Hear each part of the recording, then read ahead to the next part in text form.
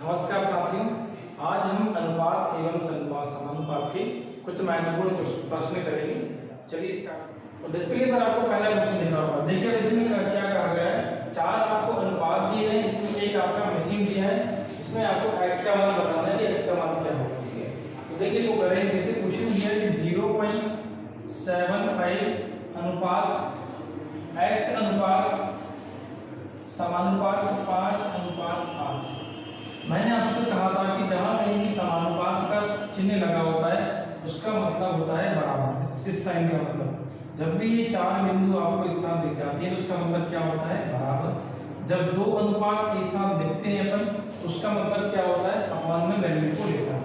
0.75 divided by x, और ये दोनों वैल्यू क्या होंगी, बराबर। इस टाइप से 5/, आई बात की समझ।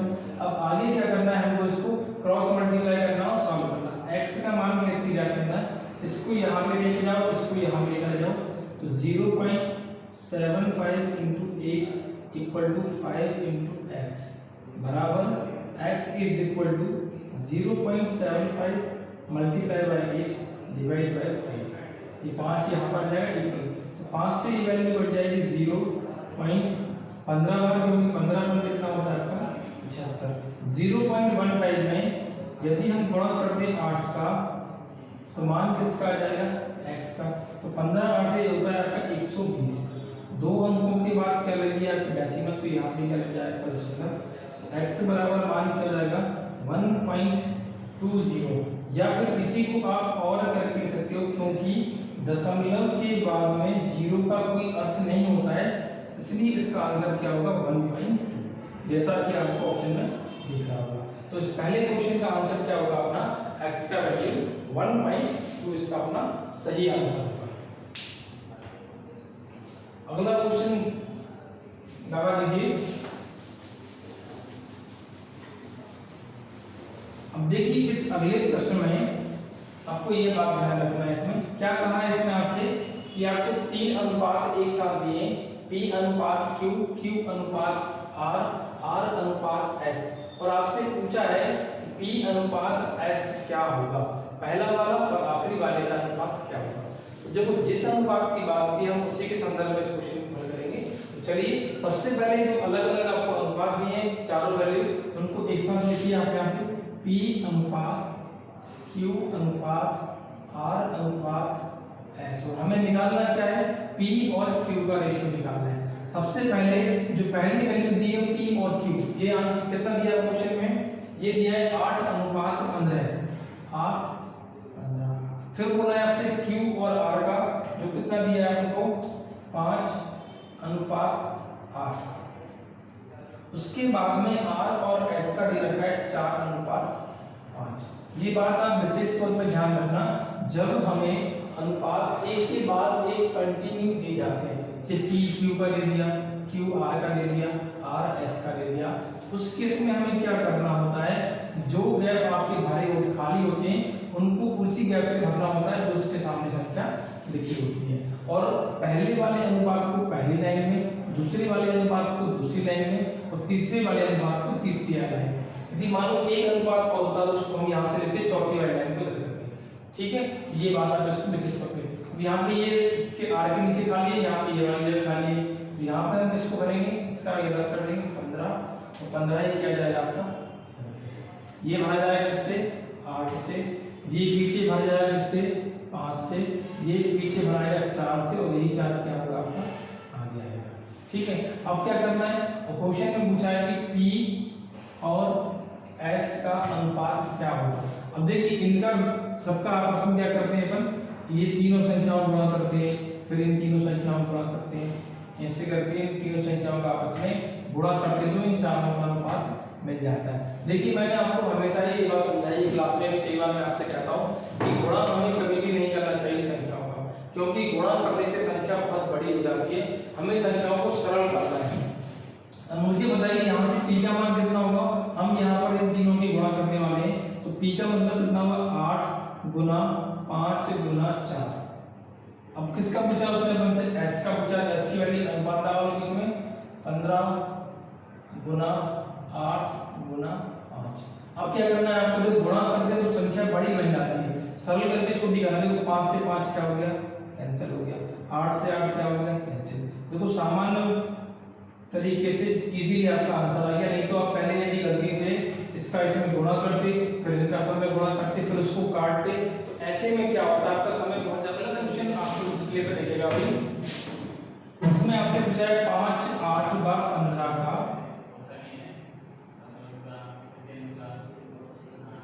चतुर्थानुपात क्या होगा। ठीक है, अब चतुर्थ के लिए फोर्थ वाला आपको निकालना होता है इसमें। तो पहला क्या मानेंगे हम, x, दूसरा दिया है 8, तीसरा दिया है 15, चौथा हम क्या मान लेंगे, x। मैंने आपसे कहा था कि पहले वाले को आखिरी वाले से गुणा कर दो, 5 गुणित x बराबर दूसरे वाले को तीसरे वाले से गुणा कर दो, 8 गुणा 15।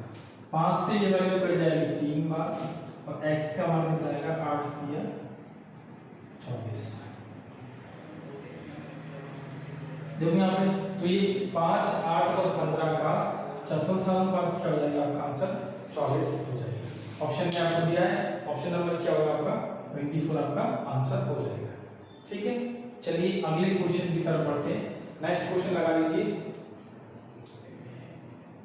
इसमें पूछा है आपसे, यदि a का 33% यदि b के 55% के बराबर हो तो a और b का अनुपात ज्ञात कीजिए। चलिए निकालते हैं, इसका आंसर क्या होगा। क्वेश्चन में क्या दिया है, a का 33%, लिख लो a का 33%, a का 33%।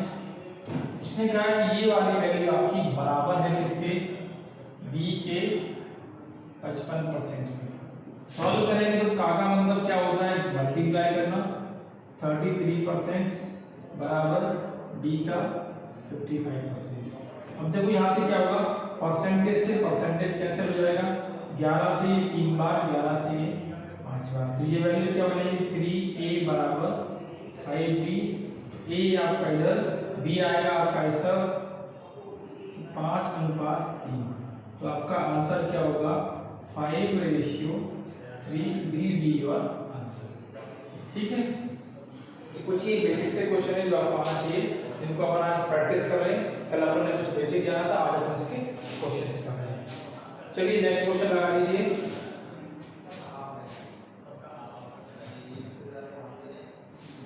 नेक्स्ट क्वेश्चन में आपसे पूछा है 4 16 एवं 17 का चतुर्थानुपात ज्ञात कीजिए। इससे अभी थोड़ी देर पहले हमने क्या पूछा है क्वेश्चन में, 4 16 व 17 का चतुर्थ पूछा है। चतुर्थ आप क्या मान लोगे, ऐसे लिख लो कि पहला वाला हो गया 4 हो गया, दूसरा वाला 16 हो गया, तीसरा वाला 17 हो गया, चौथा वाला हमने क्या मान लिया, इनसे x मान लिया, जो निकालना है उसको x मान लो। फिर मैंने कहा था कि पहली वाले में गुणा करते हैं अपन आखिरी वाले में, तो 4x, इसका गुणा करते हैं इस वाले में, तो 16 गुणा 17, 4 से 16 कट जाएगा 4 बार, 17 चलो वैल्यू क्या हो जाएगी आपकी 68 68। तो यहाँ पर आपका इन तीन संख्याओं के अनुपात का चतुर्थानुपात क्या हो जाएगा, 68 आपका इसमें आंसर हो जाएगा। उम्मीद करता हूँ आपको ये इजीली समझ में आ रही है चीजें, क्योंकि मैंने आपके इसके बेसिक से इससे पहली वाली क्लास में पढ़ा दिए थे। आज केवल हम इसमें क्वेश्चंस करेंगे। चलिए नेक्स्ट क्वेश्चन से लगा लीजिए। क्वेश्चन दिया आपको अगला, 2:7 का वर्गानुपात क्या होगा।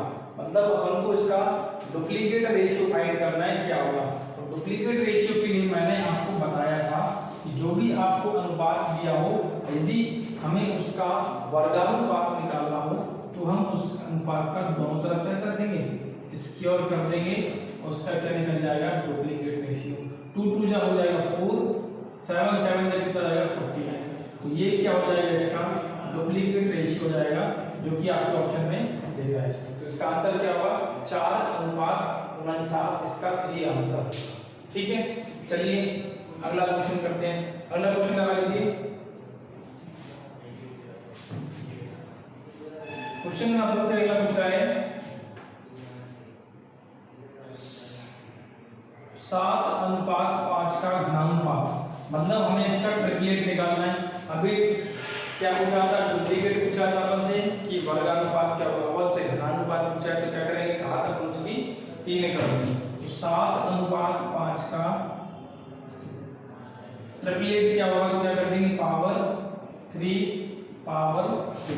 7 का कितना होगा, 7 × 7 × 7, ये कितना होगा 5 × 5 × 5, ये हो जाएगा 3 4 3, तीनों का मल्टीप्लाई करेंगे तो, और ये वैल्यू क्या आएगी आपकी 125। यही क्या होगा इसका ट्रिपलेट हो जाएगा, घनानुपात हो जाएगा, जो कि आपका सही उत्तर है, ऑप्शन में आपको दिया गया है। ठीक है, चलिए आगे बढ़ते हैं अपन। अगला क्वेश्चन लगा दीजिए। अब यहाँ पे जो क्वेश्चन आपको दिख रहा है, ये वाला कॉन्सेप्ट मैंने आपको नहीं बताया। उसमें आपसे पूछा है कि 3 अनुपात आपको केवल दिए और आपसे पूछ रहा है कि जटिल अनुपात अर्थात कंपाउंड रेशियो क्या होगा।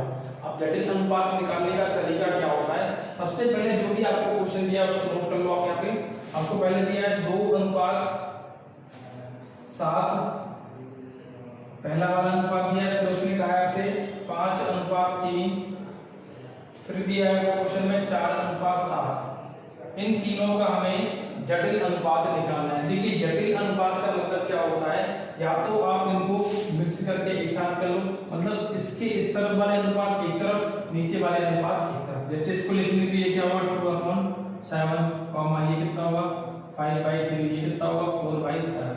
तो जटिल अनुपात का मतलब क्या होता है, ऊपर वाली संख्याओं का गुणनफल 2 × 5 × 4, 2 × 5 × 4 बटे नीचे वाली संख्याओं का गुणनफल 7 × 3 कितना दिया है 7 दिया है। ठीक है, अब मुझे बताइए इसमें कोई वैल्यू ऊपर नीचे से घट रही है क्या, नहीं घट रही, तो क्या करेंगे आप इसका मल्टीप्लाई करके इसका आंसर निकाल देंगे। 5 दूनी 10, 10 चौक क्या हो जाएगा आपका 40 बटे 7 दिया 21, 7 एकम 7 और 7 दूनी 14, मल्टीप्लाई करेंगे तो ऑप्शन में आपका लिखा हुआ है 40:147 आपका सही उत्तर होगा। यही चीज क्या होगी आपका आंसर। तो आपको इसे कॉन्सेप्ट के बेस पे याद रखना है कि जटिल अनुपात मतलब कंपाउंड रेशियो क्या होता है। इसका एक और नाम होता है जॉइंट रेशियो। जॉइंट मतलब सबको मिला दो, मतलब ऊपर वाली वैल्यू को एक साथ गुणा कर दो और नीचे वाली वैल्यू को एक साथ गुणा कर दो, तो हमारा जटिल अनुपात। नेक्स्ट क्वेश्चन लगा दीजिए। अगले क्वेश्चन में दिया है आपको कि यदि दो संख्याएं एक तीसरी संख्या से क्रमशः 20% और 50% अधिक है। अब देखो यहाँ पे क्या है, ये मैं मान लेते हैं कि पहली संख्या है, इसको मान लें ये दूसरी संख्या है और इसको मान लें ये क्या है आपकी तीसरी संख्या है। उसने क्या क्या कहा है कि ये पहली दो संख्या है, यह तीसरी संख्या से कितनी ज्यादा है क्रमशः। ठीक है, मतलब पहली वाली जो संख्या है ये आपकी ज्यादा कितनी है 20% क्या है ज्यादा है, और दूसरी वाली कितनी ज्यादा है 50% ज्यादा है। यही बोला है क्वेश्चन। देखो आप साथ पढ़ो उसको, तो करना कैसे है। तो इस केस में हम क्या करेंगे, तीसरी वाली संख्या को क्या करेंगे, माना कितना होगी संख्या 100, तो तीसरी संख्या से दूसरी संख्या कितनी ज्यादा है 50, तो 100 का 50% मतलब 50, तो वैल्यू कितनी आएगी, ये वाली वैल्यू 150। उसके बाद पहली वाली जो संख्या है ये कितनी ज्यादा है तीसरी से 20%, तो 100 का 20% होता है 20, तो 100 का 20 में जोड़ देंगे कितनी वैल्यू 120।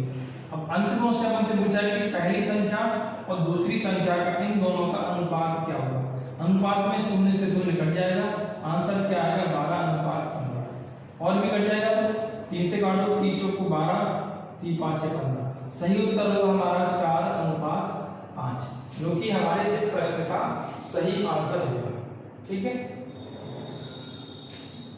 आपको समझ में आ रहा है ये क्वेश्चन ठीक से, बेसिक से क्वेश्चन हैं और आपको ध्यान से करना है। ये आपके एग्जाम्स में कई बार इस टाइप के क्वेश्चन आते हैं, तो प्रैक्टिस के लिए ठीक रहेगा। चलिए अगला क्वेश्चन करते हैं। अगला क्वेश्चन लगा लीजिए।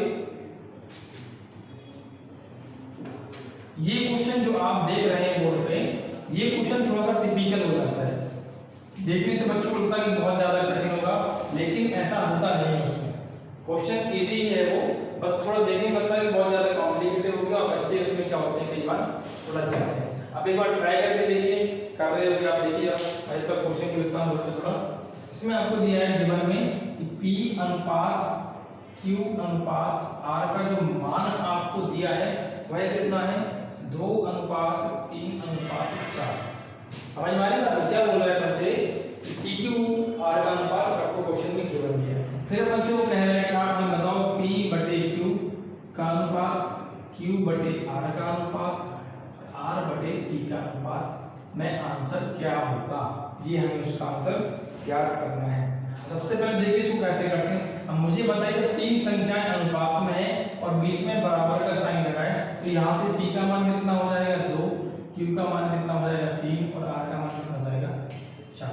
तो पहले इन वैल्यू को निकाल लो और उसको इसमें पुट कर दो। सॉरी, P का मान कितना है 2, Q का मान 3, बीच में क्या लगा है अनुपात, Q का मान दिया है 3, R का मान दिया है 4 अनुपात, R का मान 4, P का मान दिया है 2। इतना कर लेंगे यार। अब इतना करने के बाद में कोई वैल्यू सरल हो रही है, ये वैल्यू पड़ रही है 2 एकम 2, 2 दूनी 4।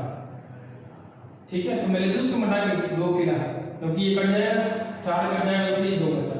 अब मुझे आप एक बात बताइए कि जब कोई अनुपात का साइन लगा हो बीच में और आपको ये जो संख्याएं दी हैं ये भिन्न के रूप में दी हैं, तो हम इनको अनुपात में कैसे कन्वर्ट करते हैं जनरल रेशियो में। तो पहले हम क्या करते हैं, इन संख्याओं का, नीचे वाली संख्याओं का 4 बार 3 का क्या निकालते हैं पहले एलसीएम। तो ये कितना हो जाएगा आपका 12, और इस 12 से क्या करेंगे, इस पूरी अनुपात वाली संख्या में हम कर देंगे गुणा। तो 12 गुणा पहले वाले में करेंगे तो यहाँ 12 आएगा, 3 से 12 करेगा तो क्या वैल्यू आएगी 4, तो 4 दूनी कितना आ जाएगी वैल्यू 8। तो सॉल्व भी कर देता हूँ मैं, 12 गुना 2 बटे 3 अनुपात 12 गुना 3 बटे 4 अनुपात 12 गुना 2 बटे 1। 3 से 4 बार, 4 दूनी 8, 4 से 3 बार, 3 तिरका 9, 12 दूनी 24। ये क्या होगा हमारा सही आंसर होगा। देखिए कंफ्यूज नहीं होना आप इस क्वेश्चन में, क्योंकि बहुत ही बेसिक और सरल प्रश्न है, बस थोड़ा सा उलझा देने वाला मुझे लगता है देखने से है आपके यहाँ वो सरल प्रश्न। ठीक है, चलिए आगे बढ़ते हैं अपन। नेक्स्ट क्वेश्चन लगा लीजिए, इसकी सॉल्व ले लेना आप इसका ठीक से, क्योंकि बहुत अच्छा कॉन्सेप्ट है, एग्जाम्स में इसका क्वेश्चन आ सकता है। ठीक है,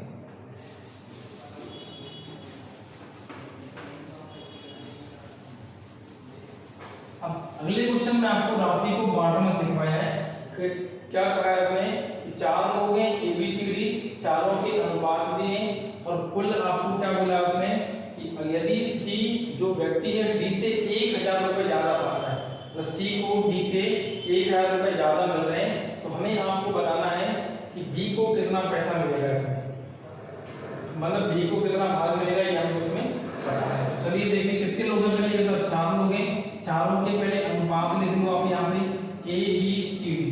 A का अनुपात कितना दिया है 5,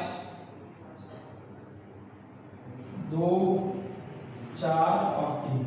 अब क्वेश्चन में उसने कहा है अपन से कि जो D है वह क्या है, या तो आप ऐसे बोल रहे हैं क्वेश्चन में C D से 1000 रुपए अधिक पाता है, या फिर C को D से 1000 रुपए, C को D से कितने रुपए ज्यादा मिल रहे हैं 1000 रुपए, किसको C को। अब मुझे यहाँ बताइए इन दोनों के विषय में बात कर रहे हो, तो मुझे बताओ यहाँ पर पैसे किसको ज्यादा मिल रहे हैं अनुपात के मामले में, 4 रुपए इसको मिल रहे हैं, 3 रुपए इसको मिल रहे हैं, तो इन दोनों में से ज्यादा किसको मिल रहा है इसको। तो 4 कितना ज्यादा मिल रहा है इसको 3 से, C से D से इसको कितना ज्यादा मिल रहा है 1 रुपए।